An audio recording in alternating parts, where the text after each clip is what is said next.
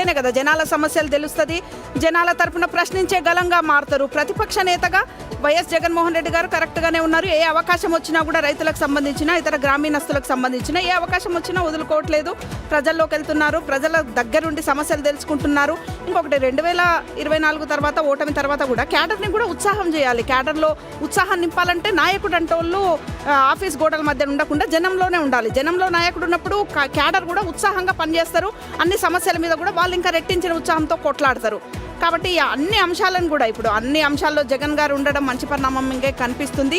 రాబోయే స్థానిక సంస్థల ఎన్నికలు కూడా వస్తున్నాయి. అంటే స్థానిక సంస్థల ఎన్నికలు అనగానే అధికార పార్టీకి ఒక ఎడ్జ్ ఉంటుంది అంటుంది. కాబట్టి ఇట్లా జనంలో ఉన్నప్పుడు ఆ ఎడ్జ్ కూడా తిరగరాసే అవకాశం కూడా ఉంటుంది. మన బంకీపూర్లో ఏమైంది, మొత్తం కంచుకోటని వచ్చి పీకే బద్దలు కొట్టినట్టు చెప్పలేము. అనూహ్య మార్పులు కూడా జరగవచ్చు. ఈ నాయకుడు జనాల్లో ఉన్నప్పుడు కొంచెం వస్తున్నారుగా, మా సమస్యల నుంచి కొట్లాడుతున్నాడు కదా అని స్థానిక సంస్థల ఎన్నికలకు కూడా కొంచెం అడ్వాంటేజ్గా మారే అవకాశం కూడా కనిపిస్తుంది. ఖచ్చితంగా దాంతోపాటు ఇంకో చేయాల్సిన మంచి పని, రైతుల దగ్గరికి గ్రామీణ ప్రజల దగ్గరికి వెళ్తున్నట్టు అసెంబ్లీకి కూడా వెళ్తే ఇంకా బాగుంటుంది.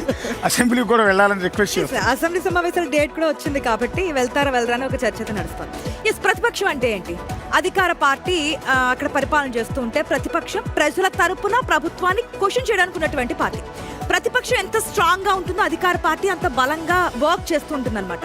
అక్కడ 11 స్థానాల 10 స్థానాల ప్రతిపక్ష హోదా ఉందా లేదనేది పక్కన పెడితే ఎంత స్ట్రాంగ్ గా మీరు అధికార పార్టీని క్వశ్చన్ చేస్తూ ఉంటారో, ప్రజల సమస్యల గురించి మాట్లాడుతుంటారో అంత స్థాయిలో అధికార పార్టీలో చలనం వస్తుంది. ఆ సమస్యల మీద కదలిక కూడా వస్తుంది. మొన్న ఆక్వా రైతుల గురించి మాట్లాడారు, దాంట్లో ఎంతో కొంత చలనం వచ్చిందిగా. ఇప్పుడు యూనిట్ ₹1.5 ఇవ్వాలని చెప్పి ప్రభుత్వం నుంచి ఒక వాదన తెర మీదకి వచ్చింది, అంగీకరించారు. అక్కడ ఆక్వా రైతులు సంతోషం వ్యక్తం చేస్తున్నారు. ఇప్పుడు పొగాకు రైతులకు సంబంధించి కూడా ఆవేదన వ్యక్తం చేస్తున్నారు. ప్రభుత్వం రెస్పాండ్ అవుతుంది. ఒకవేళ యాజ్ ఎ ప్రతిపక్ష పార్టీగా మీరు అనుకుంటున్నారు కాబట్టి వైఎస్ఆర్సీపీ అధినేతగా మీరు కూడా వెళ్ళి అక్కడ రైతులతో మాట్లాడుతున్నప్పుడు, క్వశ్చన్ చేస్తున్నప్పుడు అది అధికార పార్టీకి ఒక నెగిటివ్ పాయింట్ కాబట్టి లేదు దాన్ని కూడా సాల్వ్ చేయాలని చెప్పి ఒక పాయింట్ వస్తుంది. ఈ విధంగా అధికార పార్టీని క్వశ్చన్ చేయడానికి ఉన్నదే ప్రతిపక్ష పార్టీ. యాక్చువల్లీ బలం కూడా ప్రతిపక్ష పార్టీకి ఉంటుంది, ప్రజల్లో ఉండడానికి ఒక అవకాశం ఉంటుంది. అధికార పార్టీకి లేని అడ్వాంటేజ్ ఏంటంటే ప్రతిపక్ష పార్టీకి చాలా బలం ఉంటుంది. దేని మీదైనా పొట్లాడొచ్చు, దేని మీదైనా నిలదీయచ్చు, ప్రజల్లో ఉండొచ్చు, ప్రజా సమస్యల మీద కొట్లాడొచ్చు. అది చాలా అడ్వాంటేజ్ కూడా పార్టీకి. ఈ సందర్భంగా క్వశ్చన్ రైజ్ అవుతుంది. స్థానిక సంస్థల ఎన్నికల్లో రైతు ఉద్యమం వైసీపీకి టర్నింగ్ పాయింట్ అవుతుందా? చెప్పలేము. అవ్వకపోవచ్చు. లోకల్ బాడీ ఎలక్షన్స్ ఎప్పుడు కూడా అధికార పార్టీ కాదని అపోజిషన్ పార్టీ గెలిచే అవకాశాలు చాలా తక్కువ ఉంటాయి. సరే, కొంత పికప్ అయ్యే అవకాశం ఉండొచ్చు. ఎందుకంటే తెలంగాణలో మన బీఆర్ఎస్ మరి పంచాయతీ ఎన్నికల్లో మంచి పొజిషన్లో ఉంది కదా, పూర్తిగా జీరో కాదు, చాలా మంచి పొజిషన్లో సీట్లు గెలుచుకుంది బీఆర్ఎస్, కాంగ్రెస్ కాదని.